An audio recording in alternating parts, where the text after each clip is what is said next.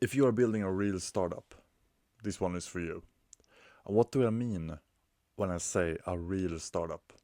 I think that's the difference. Like, if you are building something that with the intention to become something bigger, like you want to be a unicorn or you want to have like, you know, several of people, team members, you want a VC, you want all this, you want to build a real company out from your startup, you want to build that something great, you know?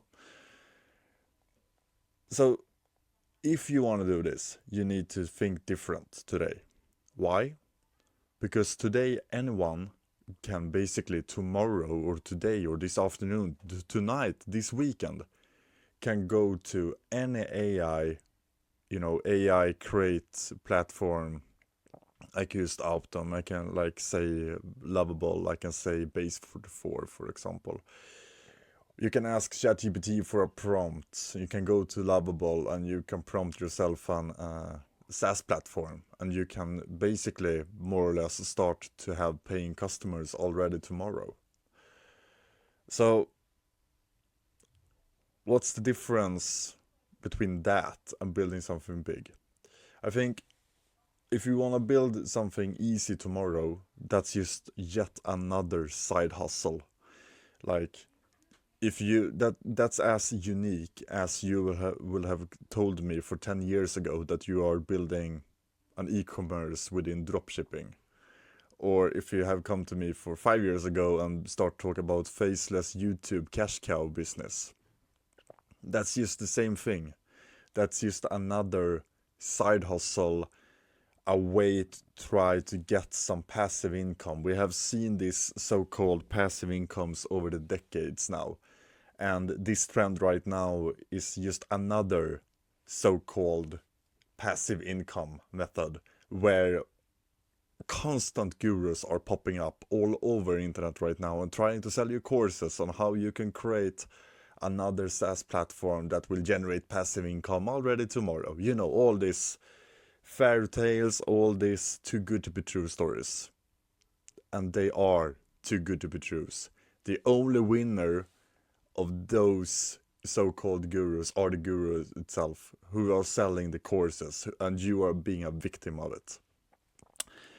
So if you are building a real startup, you need to be different from that so-called happy seeker or like fortune seeker or someone, because right now we have tons of like if you are single, for example, and you are on these dating apps, even the women today are typing in their profiles that they are so sick of guys talking about tech startups because everyone are doing it. So you need to do something else. You need to be different. You need to build something real. And that's what we're going to talk about today. So how will you different yourself to actually stand out, to show people that you are building something different? I think the first of all, like, and obviously I'm a bit biased here, but I am gonna talk all about marketing. I'm gonna talk all about branding. I'm gonna talk all about storytelling. Because that's how you can different yourself. And that's how VCs today are gonna scout for the next big thing. Because they can see that if you're putting real effort into your brand or your like what you're building, then they know that you are different from the other people. Because for in the past, for let's you can look in the mirror like 5 years ago, 10 years ago, if you had a SaaS, then you were different because you already invested 100k or 200,000 euro or dollar into a tech platform. But today anyone can do it. So now you need to invest with something else. You need to invest with intellectual capital. And that is you, my friend. You are the intellectual capital. So how are you going to position yourself? What problem are you solving? And okay, congratulations, you generated the product today. Tomorrow you need to show them that you are the next Steve Jobs. You need to work on your sales skills. You need to work on your storytelling skills. You need to tell the people why they should use your product. And I also want to correct myself there, because it's not about selling your product. It's about selling the solution. What solution are you offering to the people who's going to use the product? What emotion do you want them to feel like? Do you want them to feel happy? Do you want to make them feel relieved? Do you want to make them more efficient? Like, what solution are you actually bringing? What problem are you solving? Important. And that's how you can use your product that you built, and then you can go out on social media, you can publish blog posts, you can be guest blogger, you can go on Twitter, you can go on TikTok, as I am doing right now, for example, to different yourself and talk about what solution are you solving with your product. So I'm going to tell you a sales metaphor. I called an airline company because I was supposed to go on a vacation. So I called them to make my reservation on the airplane.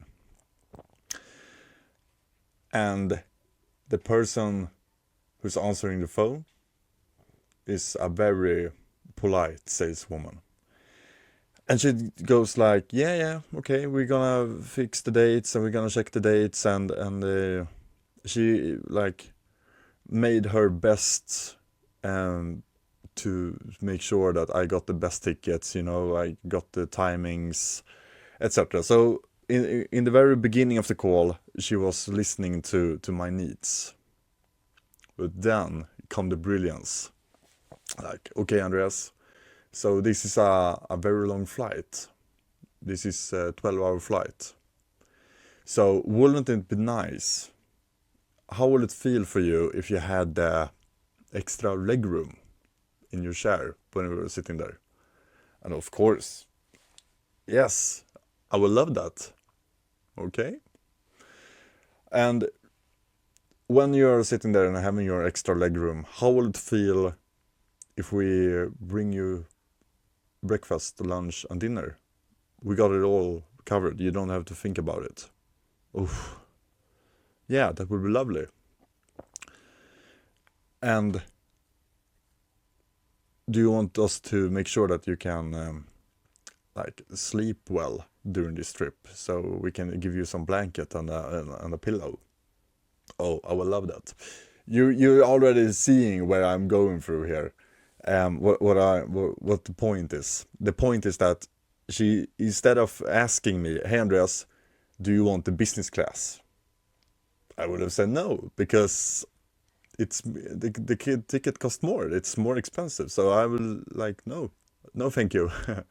But instead, she was talking about this experience and how I gonna feel when I got the business class, without ever mention. And to the point where she's actually gonna tell me about the pricing of the ticket. Like, I don't care anymore, because I am already sold. I'm already interested in to feel the way she explained that I am gonna feel. So that's how you can differentiate yourself, for example, when you're talking about your startup. And as I said, this is even more important today for VCs. They want to check you on internet, they want to Google you, they want to use AI to scrape you. And if you are not visible, if you do not use the blog articles, if you do not use the SEO, search engine optimization. I hope you understand what that is by now. But if you don't use the SEO blog posts, for example, to talk about your journey, what are you doing right now? Where are you? What are you currently working on? Are you recruiting? Then you will be popping up in different feeds. you will be active on LinkedIn. It doesn't matter about the engagement. Don't care about the likes. Don't care about the comments. Just make sure to be consistent and to tell your story while you are building it, because that will attract attention. And eventually, if you are the one still pushing, with what I mean by that is that if you are contacting or reaching out to the VCs, and they will start looking to you, they will start to do research about you, they will do a background check about you, then they will see that you are everywhere. So if you compare you to another competitor, who you both do have the similar products, but you have built your brand, you are already on your way. You're showing that even though maybe it's not perfect, you're still showing that you are thinking in the right way. You are thinking that you want to be different. You are already on your path to do something different. And that's even more, that's how we can different us from yet another AI agent or yet another AI generated platform. So yes, go ahead and generate your prototype via Lovable or any other AI platform, but make sure that it's you behind the keyboard still. So you are the one actually talking about the product and your visions and your mission and your why. What's the purpose? Why did you create this platform? Because if you don't know why you created a platform, then you are just another fortune seeker who's trying to dig for gold or jump onto another trend, and then next thing you know, you're gonna jump onto something else. So if you're building a real startup today, you need to differentiate yourself from the other so-called tech developers or AI developers or vibe coders or whatever label you want to put on them. So that's what I was going to talk about today, and I hope I could spark some ideas into your mind, and that you are inspired to do something different with your product. Best of luck and talk soon.